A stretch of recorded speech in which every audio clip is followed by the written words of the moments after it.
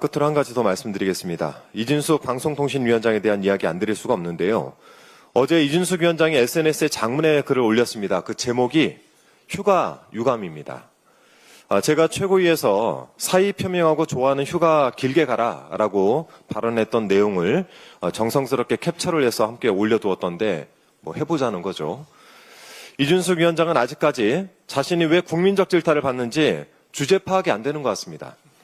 이 SNS 글에 직장 생활을 40년 가까이 했지만 휴가 신청에 반려된 것은 난생 처음이다라면서 자신은 휴가를 신청했을 뿐이지 휴가 간 게 아니다라는 취지로 항변을 했던데 같은 회사에서 휴가 신청을 15년간 해본 입장에서 그런 넋 빠진 소리 처음 들어봅니다. 자괴감이 듭니다. 지금 본인이 직장 생활하고 있습니까? 만일 직장인이 이랬다면 징계나 잘렸겠죠. 폭우란 재난 상황이 벌어지는 바로 그 순간에 휴가 계획을 짜고 있었던 방송통신위원장을 본 적도 없습니다. 본인이 재난방송 컨트롤 타워라는 것도 깜빡했겠죠. 저는 방송국에서 근무하면서 수많은 재난 현장을 다녔는데 그 기억을 상기해보면 휴가고 뭐고 생각할 틈이 없습니다. 지금 이준석 위원장에게 직무 태만에 책임을 물어도 모자랄 판인데 어디서 유감을 운운하고 있습니까? 자신이 이라크 전쟁을 취재했다라고 한다는 그 대의 명분 때문에 바그다드로 진입했다면서 대의를 위해 목숨을 걸었던 전력 있는 사람들만 나에게 돌을 던지라라고 말했죠.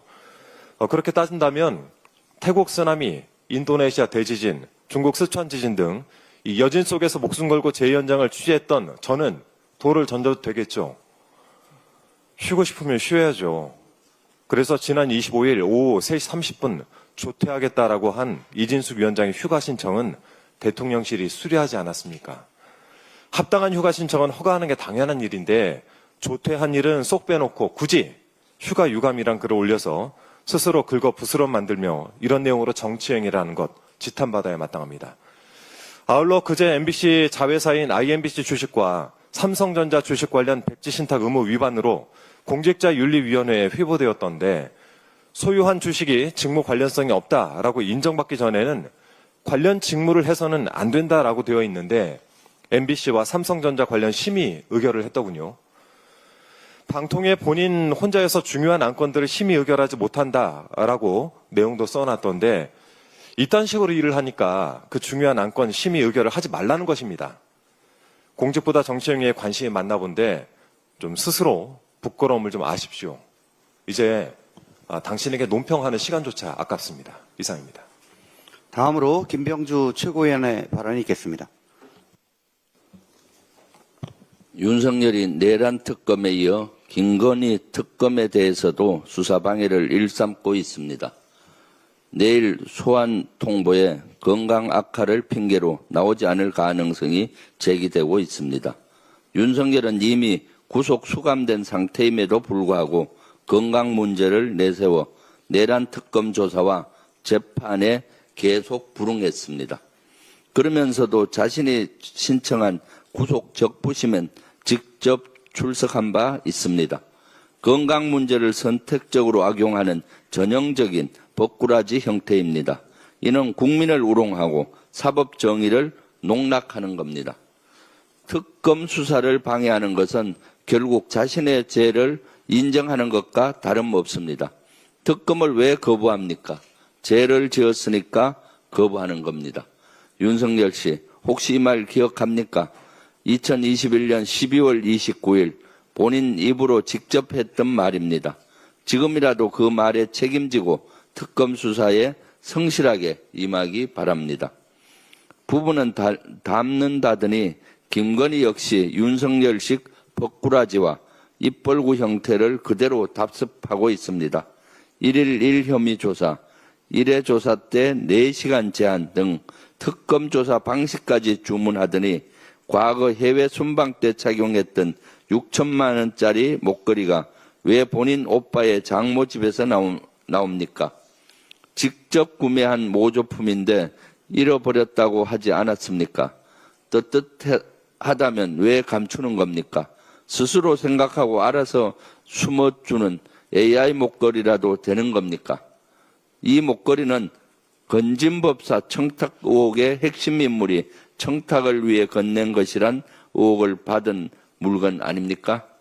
이 목걸이를 일부러 감췄다면 이는 명백한 증거인멸입니다. 단호하고 신속한 수사가 필요해 보입니다. 더 이상의 증거인멸을 막기 위해서라도 강제 수사로 전환할 것을 강력히 촉구합니다. 직장생활 40년 가까이 했지만 휴가 신청이 반려된 건 처음이다. 이진숙 방송통신위원장이 자신의 페이스북에 올린 글입니다. 집중호우로 고통받은 국민의 아픔에 전혀 공감하지 못하는 언행입니다. 국민의 생각은 어떤지 관련 기사의 댓글을 좀 봤습니다. 재난 상황에 휴가를 신청하는 고위공직자도 처음이다. 말단 공무원도 피해 복구를 위해 열심히 일하고 있는데 휴가 같은 소리 하네. 주로 이런 반응이 많았습니다. 그렇습니다. 이준숙 위원장에게서 고위공직자의 책임감이나 사명감은 조금도 찾아볼 수 없었습니다. 더 이상 공직자를 부끄럽게 하지 마십시오. 더 이상 그 자리를 자신의 정치에 이용하지 마십시오. 이제 그만 사퇴하고 본인이 그토록 원하는 휴가나 무한정 사용하기 바랍니다.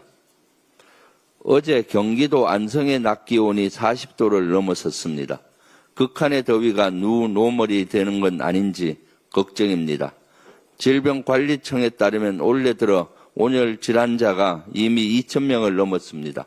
지난해 같은 기간보다 1,300명이나 더 많습니다.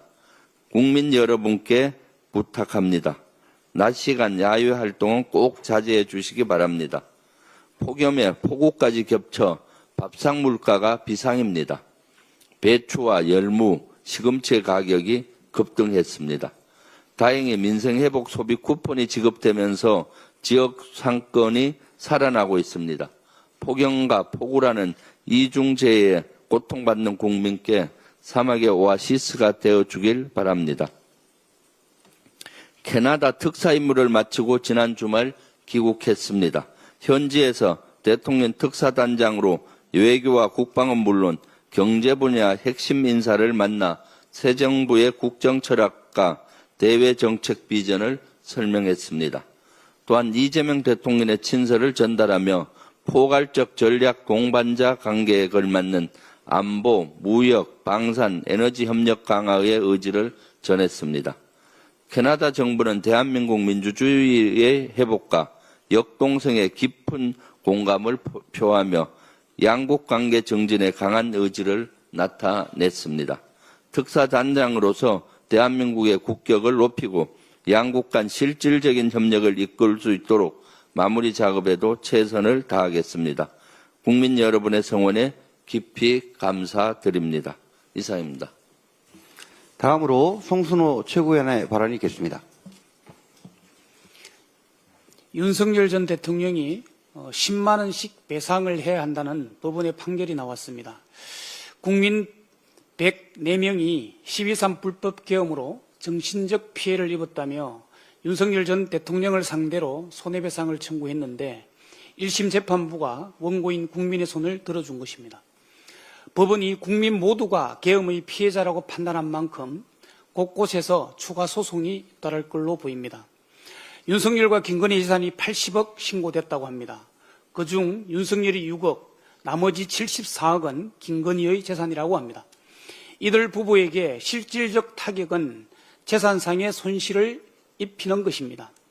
김건희는 남편 윤석열의 공권력을 이용해 그들 집안의 재산을 축적해왔고, 김건희는 검찰총장도 대통령도 인간 윤석열도 모두 재산 증식의 도구로 활용해왔습니다. 윤석열에 대한 손배가 늘어나면 김건희에겐 윤석열은 도구로서의 활용도가 없기 때문에 용도 폐기할 것으로 보입니다. 용도 폐기는 김건희가 윤석열에게 이혼 청구로 나타날 가능성이 높습니다. 그래서 계엄과 내란으로 인한 정신적 피해에 대한 손배 청구는 윤석열에게만 할 것이 아니라 김건희도 포함을 시켜야 합니다. 그래야 김건희가 윤석열의 용도 폐기, 즉 이혼을 통해 그들의 재산을 지키려고 하는 꼼수를 막을 수가 있습니다.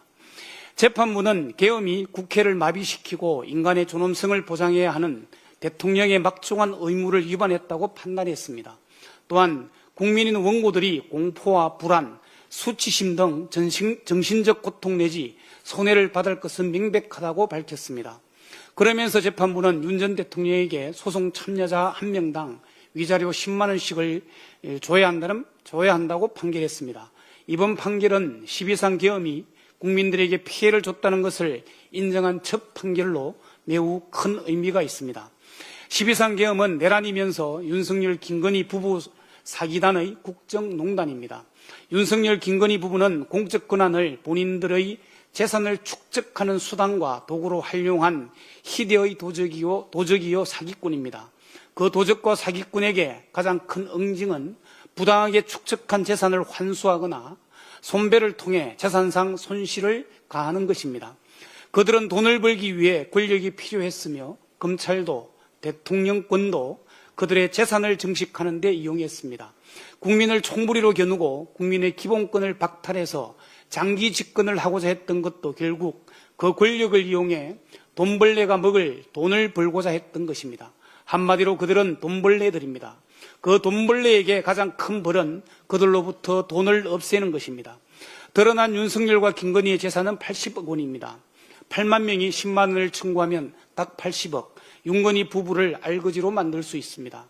경남도당은 이번 주 1만 명의 도민소송단 모집을 시작할 것입니다.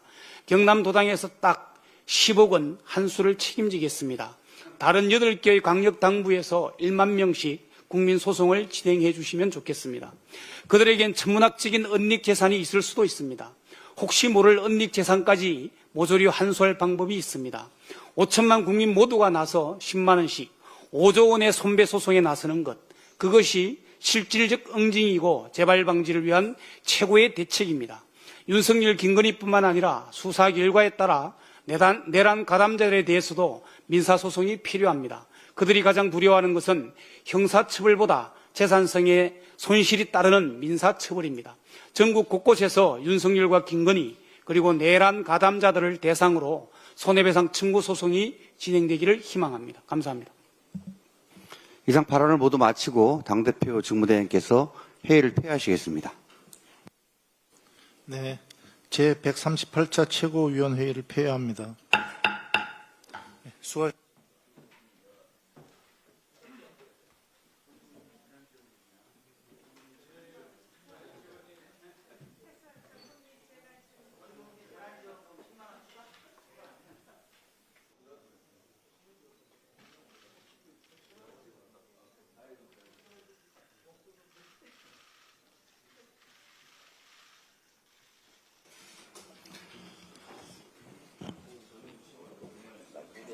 김병기 당대표 직무대행께서 제138차 최고위원회의를 개회하시겠습니다.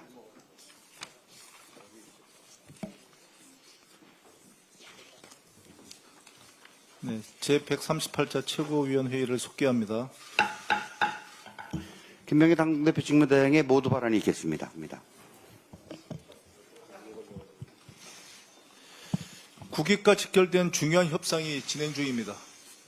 국민의힘은 정쟁을 삼가기 바랍니다. 한미 간의 관세, 통상, 안보에 관한 협상이 진행 중입니다. 국익을 위해 정부뿐만 아니라 국회, 기업, 특사단 등이 외교와 협상의 최전선에서 분투 중입니다. 그런데 국민의힘은 뒤에서 총질하기 바쁩니다. 만남이 불발됐다, 협상이 연기됐다 등 되지도 않는 정보로 협상단을 비하하고 정부의 비난만 퍼붓기 바쁩니다. 얼마 전까지 국민의힘 집권 여당이었습니다. 현실 외교를 모를 리 없을 텐데 이해가 되지 않습니다. 더 기가 막힐 일은 일본의 협상 결과와 비교하며 우리 정부는 이미 실패한 것처럼 낙인을 찍고 있는 것입니다. 정신이 있는 겁니까? 대한민국의 국익과 국격은 안중에도 없습니까? 우리 농민과 기업, 국민의 삶은 걱정되지 않습니까? 국민의힘은 제발 정신 좀 차리시기 바랍니다. 당리당략과 정쟁 때문에 아무렇지도 않게 던진 말 한마디, 행동 하나가 협상에 어떤 영향을 미친다는 점 명심하시기 바랍니다. 민주당은 정부를 믿고 국회 차원에서 할 수 있는 모든 지원을 다할 것입니다.